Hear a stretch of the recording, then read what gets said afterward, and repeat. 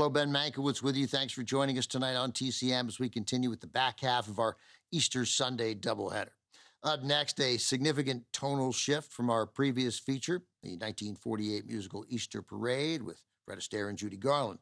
This is a film telling the story of Jesus from MGM in 1961, directed by Nick Ray, King of Kings.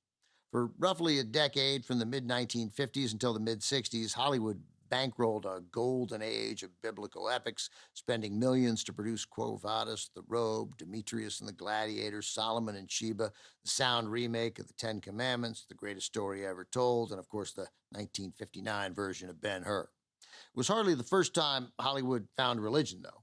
In 1925, director Fred Niblo made Ben-Hur: A Tale of the Christ, starring Ramon Navarro, at the time the most expensive film produced in Hollywood.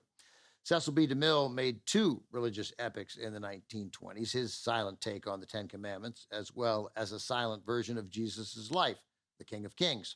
This story kept that title with one small difference. Instead of The King of Kings, this is King of Kings. No the.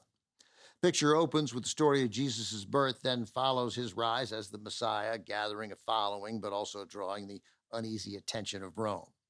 For King of Kings, producer Samuel Bronston commissioned the construction of nearly 400 different sets and employed 20,000 extras.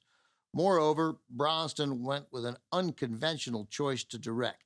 Nicholas Ray was, by any measure, an exceptionally talented filmmaker, but Ray specialized in intimate stories with a small number of characters and smaller budgets. Think Rebel Without a Cause with James Dean, In a Lonely Place with Humphrey Bogart and Gloria Graham, Johnny Guitar with Joan Crawford, and They Live by Night with Farley Granger. Ray signed on, intrigued by the challenge a film of this scope presented, also certainly intrigued by the big paycheck. Bucking the trend of filling every biblical role with big-name stars, Bronston cast King of Kings mostly with lesser-known actors, with the notable exceptions of Rip Torn as Judas and Robert Ryan as John the Baptist. To play Jesus, Bronston anointed Jeffrey Hunter. Prior to this, Hunter's most notable role came in a supporting performance alongside John Wayne in John Ford's The Searchers. Hunter's youthful persona led Hollywood wags to mock the film, calling it, "I was a teenage Jesus." Hunter said he approached the role using a couple of guideposts, absolute humility, and a willingness to accept the emotional and spiritual leadership from Nicholas Ray and the film's religious advisors. Here it is, from 1961, King of Kings.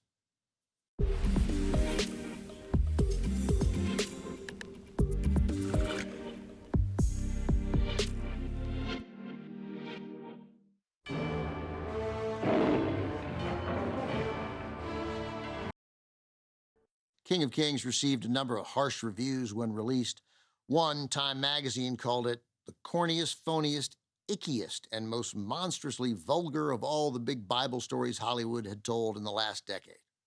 But as so often happens, the passage of time fostered a reevaluation of the film, and this ambitious portrayal of the life of Christ is now cautiously regarded as a gutsy and impressive accomplishment, not least for being the first major Hollywood production of the sound era to show the face of Jesus. Coming up, Jacqueline Stewart is here for Silent Sunday Night.